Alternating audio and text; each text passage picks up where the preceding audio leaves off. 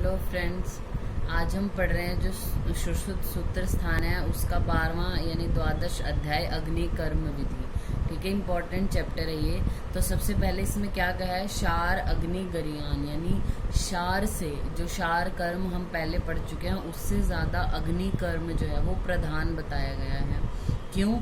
दग्धा नाम रोगा नाम अपुनर्भव, यानी दग्ध यानी अग्नि कर्म अगर किया हुआ हो तो रोगा नाम अपुनर्भव, जो रोग हैं वो अपुनर्भव होते हैं। भैषज शस्त्र शार आदि असाध्यम तत्साध्यम, यानी इसका मतलब है कि जो रोग भेषज से शस्त्र या शार कर्म से सिद्ध नहीं हो रहे थे, मतलब जो जिन भी डिजीज में इनसे कोई फायदा नहीं हो रहा था वो अग्नि कर्म से ठीक हो जाती हैं। ठीक है, उसके बाद हमारा चौथा नंबर श्लोक क्या है कि जो दहन के उपकरण है, यानी अग्नि कर्म हम जिन भी उपकरणों से करते हैं उनका बताया गया है पहले नाम। फिर उसके बाद आता है कि ये इम्पॉर्टेंट है, हमें ये याद रखना होता है कि त्वचागत जो दग्ध होता है उसमें हम क्या करते हैं। सबसे पहले है पिपली अजा शकृत गो दंत शर शलाका, इन सब से हम त्वचा में दग्ध करते हैं। पिपली अजा शकृत गो दंत और शर शलाका से। जम्ब वोष्ट इतर लोहा मांस गता नाम, ये बहुत इंपॉर्टेंट है, ये पहले पीजी में पहले भी क्वेश्चन आ चुका है कि जम्ब वोष्ट और जो भी लोहा आदि हैं उनका हम मांस दग्ध में यूज करते हैं। फिर उसके बाद आता है शौद्र गुड़ स्नेहा, यानी शौद्र गुड़ और स्नेह जो भी हैं उनसे हम किसका दहन करते हैं, सिरा स्नायु संधि अस्थि गता नाम, यानी इनका दहन किया जाता है। ठीक है, फिर उसके बाद आता है कि अग्नि कर्म सर्व ऋतुषु कुर्यात, अग्नि कर्म है वो सभी ऋतुओं में हम कर सकते हैं। अन्यत्र, अन्यत्र का मतलब इनको छोड़कर, किसको, शरद और ग्रीष्माभ्याम। ये हम पहले भी बता चुके हैं कि जब इस तरह की कोई कंडीशन आए कि एक नॉर्मल सिद्धांत दिया जाए और फिर उसमें से कुछ चीज़ एक्सेप्शन बता दी जाए, उसको हम अपवर्ग तंत्र युक्ति बोलते हैं। मीन्स आपको इस तरीके से भी क्वेश्चन आ सकता है कि ये लाइन लिख के देंगे और आपसे पूछेंगे निम्न में से कौन सी तंत्र युक्ति है, तो अपवर्ग है, यानी सभी ऋतुओं में किया जाता है अग्निकर्म लेकिन ग्रीष्म और शरद को छोड़कर। ठीक है, फिर उसके बाद आता है सर्व व्याधि ऋतुषु स पिच्छिल अन्नम भुक्तवतम, यानी हमें ये याद रखना है कि जब हम किसी पेशेंट को अग्नि कर्म करा रहे हैं तो पिच्छिल अन्न पहले उसको खिलाकर तब हम कराते हैं। लेकिन कुछ डिजीजेस ऐसी भी हैं जिनमें अभुक्तवत अग्निकर्म, मतलब पेशेंट को कुछ नहीं खिलाना, सीधे अग्निकर्म करना है। वो कौन सी डिजीज है, अश्मरी बगंदर अर्श मुख रोगेशु अभुक्तवत, इनमें। अब हमने पहले, इससे पहले हम चैप्टर में पढ़ चुके हैं 5th चैप्टर में कि शस्त्र कर्म जो है वो किन में निषेध, मतलब निषेध का मतलब ये है कि खाना उनमें निषेध है। नॉर्मली बोला जाता है कि शस्त्र कर्म से पहले लघु अन्न खाओ, या जो मद्यपान का अभ्यासी है तो उसको तीक्ष्ण मद पिला दो ताकि उसे वेदना ना हो, ये नॉर्मली सिद्धांत दिया गया है। लेकिन बोला है कि ये पेशेंट कुछ ऐसे हैं जिनको शस्त्र कर्म करने से पहले खाना नहीं खिलाया जाता। वो कौन से हैं, मूड गर्भ, उदर रोग, अर्श अश्मरी बगंदर मुख रोग अभुक्तवत। ठीक है, इनमें अब मूड गर्भ और उदर रोग है, इनको छोड़कर बाकी जो ये बच्चे इनमें अग्नि कर्म भी अभुक्तवती करते हैं। ठीक है, फिर उसके बाद आता है जो हमारा अग्नि कर्म है वो 2 प्रकार का है, त्वक दग्ध और मांस दग्ध। और कईयों ने तो सिरा स्नायु अस्थि संधि, यानी जो हम यूज करते जा रहे हैं, यानी सिरा है जो कौन सी धातु यूज हो रही है, कौन सी धातु का दहन कर्म कर रहे हैं उसके अकॉर्डिंग और भी तरीके का है। फिर आता है शब्द प्रादुर्भाव दुर्गंधता त्वक संकोच त्वक दग्धे। अब अगर त्वचा में दग्ध हो तो क्या लक्षण आएंगे, शब्द प्रादुर्भाव, एक आवाज सी आएगी, अब स्किन जल रही है तो एक आवाज आएगी, दुर्गंधता आएगी, त्वक संकोच। फिर उसके बाद आता है अगर मांस दग्ध हो रहा हो तो क्या होगा, कपोत वर्णता, जो बहुत इंपॉर्टेंट लक्षण है, कपोत वर्णता, अल्प श्वेथु वेदना, शुष्क संकुचित वर्णता, मांस दग्धे। ठीक है, फिर आता है सिरा स्नायु में क्या होगा, कृष्ण उन्नत वर्णता, स्राव सन्निरोधश्च। फिर उसके बाद संधि अस्थि में क्या होगा, रुक्षता, अरुणता, ककर्षता। ठीक है, इस तरीके से। तो आपको यहाँ से क्वेश्चन क्या पूछ सकते हैं, जैसे कपोत वर्णता कौन से दग्ध का लक्षण है, या शब्द प्रादुर्भाव कौन से दग्ध का लक्षण है। ठीक है,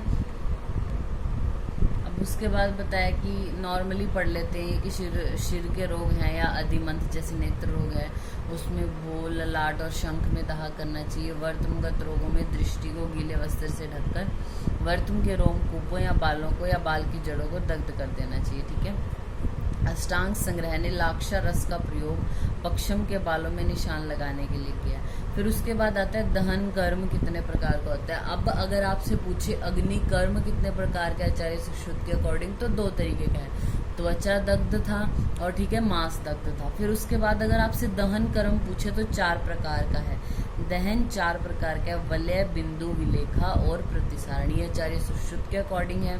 और अष्टांग संग्रह यानी वाग्वट क्या बोलते हैं, ये 4 तो बोलते ही बोलते हैं, प्लस में 3 और एक्स्ट्रा ऐड कर देते हैं, यानी 7 प्रकार का वो दहन बोलते हैं, अर्धचंद्राकार, स्वस्तिक और अष्टापद। फिर उसके बाद बोला है कि अगर किसी को हमने दहन करा दिया यानी अग्निकर्म कर दिया तो सम्यक दग्ध के लक्षण प्रकट हो जाए। जब सम्यक दग्ध हो जाए तो हमें क्या करना है, पश्चात कर्म में मधु सर्पी अभ्यंग, मधु और सर्पी से अभ्यंग करना है। फिर आता है जो अग्निकर्म है वो उसमें किन किन में निषेध है, तो जैसे पित्त, प्रकृति, अंतः, शोणित, भिन्न कोष्ठ, ये इंपॉर्टेंट है। भिन्न कोष्ठ वाले को अनुद्रित शल्य है, जिसका बाकी हमें ये पता है कि जो दुर्बल है, बालक है, वृद्ध है या गर्भिणी है, उनको तो नहीं कराना, ठीक है। फिर उसके बाद आता है कि इस अतः ऊर्ध्वम इत्र था दग्ध लक्षणम कक्षा में, इतर था दग्ध यानी प्रमाद दग्ध की अब हम बात कर रहे हैं, ये बता रहे हैं। तो उसमें बोला है कि जैसे नॉर्मली हमारी गलतियों की वजह से, जैसे कोई हम काम कर रहे हैं उसमें ढंग से वो काम नहीं किया, उस तरीके से जो दग्ध हुआ, जैसे स्नेह आदि है उसको गर्म कर रहे हैं उसकी वजह से दग्ध हो गया, तो ये बोला है कि जो स्नेह दग्ध होता है, अग्नि के संतप्त से संतप्त हुआ स्नेह पदार्थ छोटे छोटे शिराओं में प्रवेश कर जाता है। जो स्नेह होता है, मतलब अगर कोई तेल या घृत बहुत ज़्यादा गर्म है और वो पेशेंट के ऊपर गिर जाता है या लग जाता है किसी को, तो उससे क्या होगा, वो छोटी छोटी शिराओं में प्रवेश कर जाता है और शीघ्र ही जला देता है। इसलिए स्नेह दग्ध में अधिक वेदनाएं होती हैं। स्नेह दग्धे अधिका रुजो भवंती, यानी स्नेह दग्ध में ज़्यादा रुजो होती है। फिर इसके बाद है इत्रथा दग्ध को वाग्वट ने प्रमाद दग्ध कहा है, ठीक है। फिर उसके बाद आता है जो दग्ध है वो हमारा चतुर्विधम अग्नि दग्धम, यानी 4 प्रकार का दग्ध है। अब मेरी बात सुना, अगर आपसे पूछे दहन कर्म कितने प्रकार के हैं तो वो 4 है, वलय, बिंदु, विलेख और प्रतिसारण। अग्नि दग्ध पूछे तो वो भी 4 प्रकार का, प्लुष्ट दग्ध, दुर्दग्ध, सम्यक दग्ध और अति दग्ध। अग्नि कर्म पूछे तो 2 तरीके से है। फिर अब हम इनके टाइप्स पढ़ लेते हैं क्या है। तो पहला है प्लुष्ट दग्ध। प्लुष्ट दग्ध में क्या बोला है, तत्र यद विवर्णम प्लुष्यते अतिमात्रम, यानी जो स्किन है वो विवर्ण हो गई है, यानी उसका कलर तो चेंज हो गया है, प्लुष्यते अतिमात्रम, ठीक है।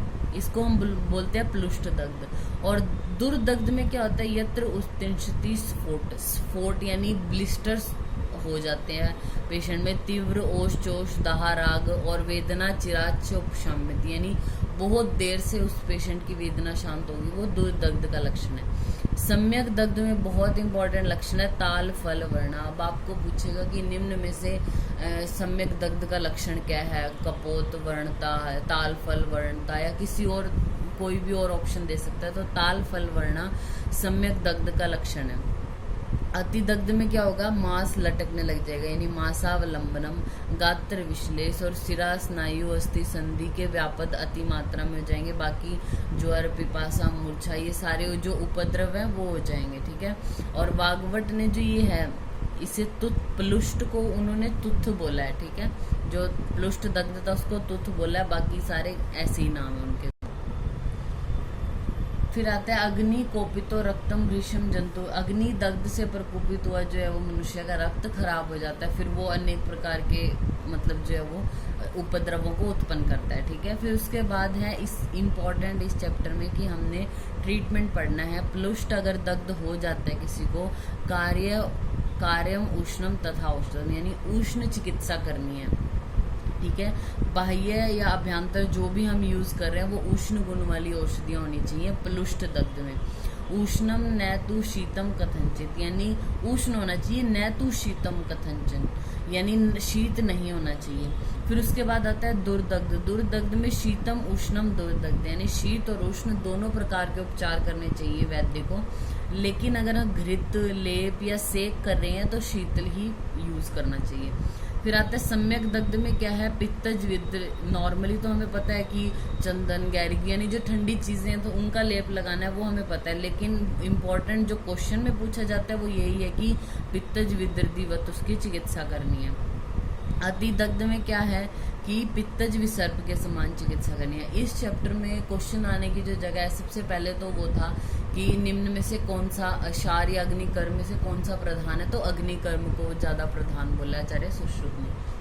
फिर उसके बाद वो दूसरा क्वेश्चन आने का पॉइंट क्या है कि जो बताए थे आपको उपकरण बताए थे कि पिपली, अजा, शकृत, गो, दंत, शर्षलाका, इनसे दहन त्वचा पर होगा, मांस पर किससे दग्ध होगा, इस तरीके से। फिर उसके बाद आता है कि ये दहन जो है वो इनके लक्षण पूछ सकते हैं कि दो दग्ध का क्या लक्षण है, प्लुष्ट का क्या है, ताल फल वर्णा किसका लक्षण है। लेकिन सबसे इम्पोर्टेंट ये चिकित्सा वाला है। नॉर्मली पूछ लेते हैं कि निम्न में से कौन सी अग्निदग्ध में उष्ण चिकित्सा करनी है, तो हम कंफ्यूज हो जाते हैं कि अग्निदग्ध हुआ हुआ है तो उष्ण चिकित्सा क्यों करें, लेकिन जो प्लुष्ट है उसमें हमें उष्ण चिकित्सा ही करनी है, ये याद रखना है। दुर्दग्ध है उसमें उष्ण और शीत दोनों होंगे। सम्यक दग्ध है तो पित्तज विदर्दी व चिकित्सा करनी है, एब्सेस बोलते हैं विदर्दी, यानी छोटी चीज है।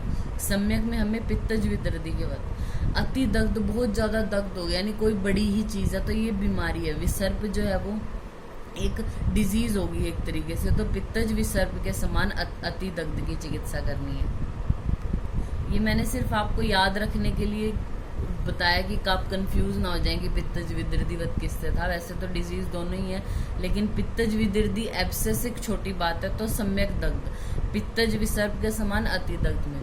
फिर उसके बाद आता है इधर जो स्नेह से दग्ध हुआ है उसमें रुक्ष क्रियाएं करनी होती हैं, ठीक है। फिर आता है धूमोपथ। धूमोपथ में सभी इंद्रियां प्रभावित होती हैं मनुष्य की। मीन्स जैसे आप हिंदी में पढ़ सकते हैं जो है वो नेत्र में जलन हो रही है, धुएं, गंध का ज्ञान नहीं हो पा रहा उसको, रसों का पहचानने का ज्ञान भी नष्ट हो जाता है, श्रवण शक्ति नष्ट हो गई है, ठीक है। धूमोपथ। फिर उसकी आती है ट्रीटमेंट। ट्रीटमेंट में सबसे पहला पॉइंट है वमन कराते हैं पेशेंट को।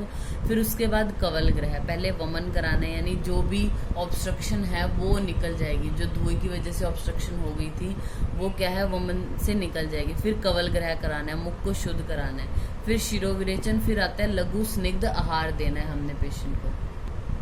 फिर उसके बाद बताया कि उष्ण वात आतप दग्ध, यानी उष्ण वात की वजह से या आतप की वजह से अगर कोई दग्ध है तो उसमें शीतल क्रियाएं करनी है। फिर आता है शीत वर्षा अनिल दग्ध, यानी शीतल वर्षा आदि ज्यादा ठंड पड़ गया उस वजह से, या अनिल दग्ध यानी शीत अनिल दग्ध है तो उसमें स्निग्ध और उष्ण उपचार करना चाहिए। अति तेजस सिद्धि ना अस्ते कथनचित, यानी इसमें बोला है कि अति तेज से मीन्स विद्युत उत्पात हो गया, जैसे बिजली जो बोलते हैं थंडरिंग हो रही है, तो तेज से दग्ध हुआ है तो चिकित्सा नहीं हो सकती। सिद्धि न अस्ति, यानी रोगी की चिकित्सा ना करें। इंद्र वज्र आदि दग्ध से यदि जीवित अवस्था है, मतलब उसके ऊपर बिजली जैसे गिर जाती है, उसके बाद भी अगर आपको लग रहा है पेशेंट जिंदा है तो उसको हम स्नेह, अभ्यंग, परिषेक या प्रदेह आदि से उपचार कर सकते हैं। उष्ण वात दग्ध है जो उसको हम हीट स्ट्रोक, सन स्ट्रोक या हीट एपोप्लेक्सी या फिर थर्मिक फीवर से या लू लगना भी हम उसको बोल सकते हैं, ठीक है। ये हो गया हमारा 12th चैप्टर।